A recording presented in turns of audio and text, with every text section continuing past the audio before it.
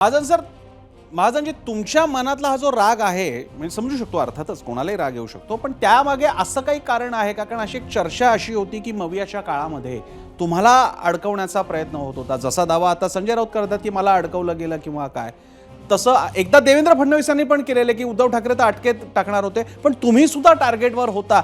त्या आठवणींमुळे हा सगळा राग तुमच्या मनात साकळलाय का? राग जमा झालाय का? काय नेमकं घडलं होतं? खरंच अडकवण्याचा प्रयत्न झाला होता का? गिरीश महाजनजी, माझ्यावर खूप खोटे आरोप करण्यात आले, माझ्यावर खोटे गुन्हे दाखल करण्यात आले. 3.5 वर्षानंतर पुण्यामध्ये मी कोणाला तरी फोनवर धमकी दिली, माझ्या पीएनी कोणाला तरी चाकू मारला आणि 5 लाख रुपये घेतले अशी खोटी कंप्लेंट करण्यात आली. आणि त्याचं रेकॉर्डिंग सगळं वकिलांचं आहे, सरकारी वकिलांचं, की आम्ही कसं फसवलं गिरीश महाजनला म्हणून आहे ना.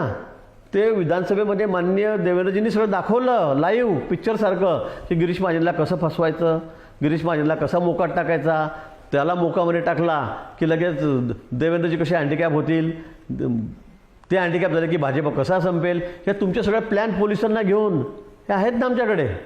तासाच्या सगळ्या व्हिडिओ रेकॉर्डिंग आहेत त्या सगळ्या. त्यामुळे मला चिंता नाही, मी कधी डगमगलो नाही. मोकाट टाका का कुठे कशात टाका, एनपीटी करा माझं, खोट्या केसेस माझ्यावर, पण सत्य परमेश्वराला मान्य आहे. कुठून कोणी काय काढली ती कॅसेट, त्याच्यामध्ये मला माहिती ती सीडी त्यांची, आणि त्याच्यामध्ये सगळं आलं, त्यामध्ये सगळं आलं. आणि ते आल्यावर एक सिद्ध झालं की बाबा हे कशा पद्धतीने खोटे नाटे गुन्हे दाखल करतायत.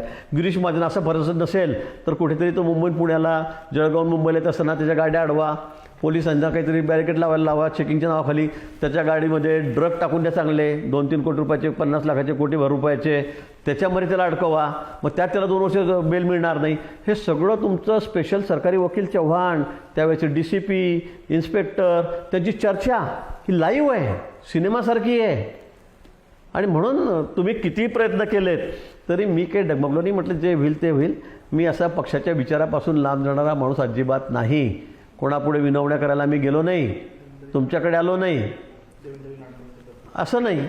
मान्य देवेंद्रजींना अडकवा म्हणून त्याच्यामध्ये किती प्लॅनिंग होतं, मलाच नाही, देवेंद्रजींना अडकवा, त्यांचं काहीतरी शोधून काढा, काही खोटे खोटे आरोप करा, हे तुमचेच सगळे प्लॅन आहेत. अनिल देशमुखांनी मला स्वतः सांगितलं की बाबा माझा नाईलाज आहे, मला करावं लागतं आहे. अनिल देशमुख म्हटलेत स्वतः, मला काही इच्छा नाही आहे पण मला नाईलाजाने करावं लागतं, माझ्यावर प्रेशर आहे, हे सुद्धा त्या ठिकाणी ते बोललेत. आणि म्हणून माझा पक्ष बदलायचा काही विषयच नाही.